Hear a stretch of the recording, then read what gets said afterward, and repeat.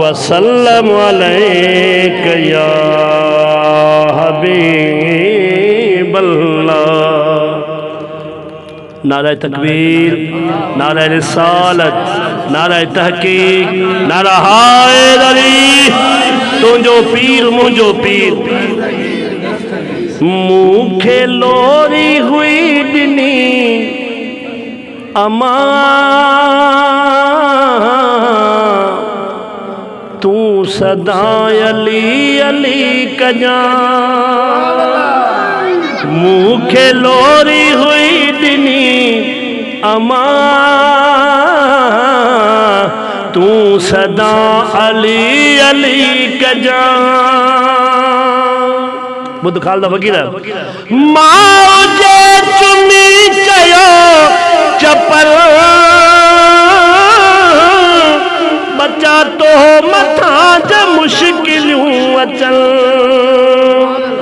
माओ जे चुमी चयो चपल बचा तो मथा ज मुश्किलूं अचल। गाल तू नहीं अवसार जा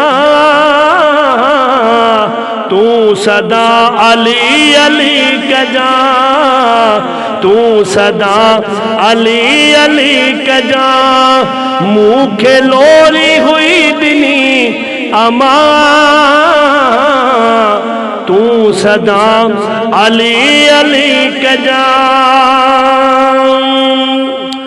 पीघे में नादे अली पढ़ी मुते माउ दम हुई कंदी। आगे बाल मछ बोत अमर जी जल कच्छ में बाल के जोर जोर सा जिक्र कंदी ला इलाहा इल्लल्लाह। हिमल बाल मछ जो तो मायू बेड़ियूं शालियूं मोबाइल हथ में अचे वाचे अचे दिखे त पोइ हाणे वॾा थींदा थी ॿारनि माउ खे सिलोटा हंदा न हंदा।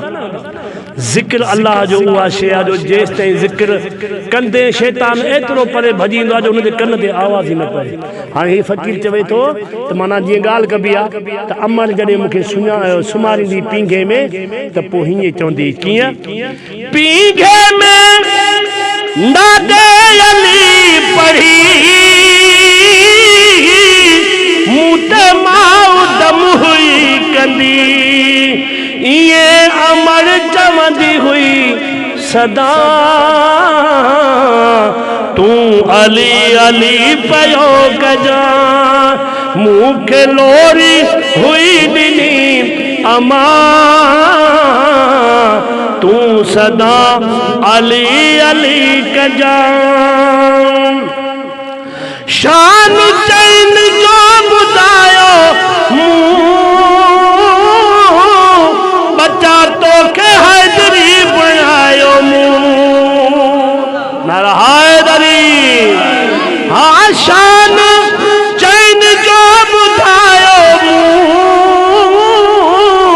बचा तो के हैदरी बनायो कर्ज ही तुम जो लाह जा तू सदा अली अली कजा। तू सदा अली अली कजा। बस जवान फरहान तू याद कर माजू लोरियूं विरद ही गली गली कजा। तू सदा अली अली कजा।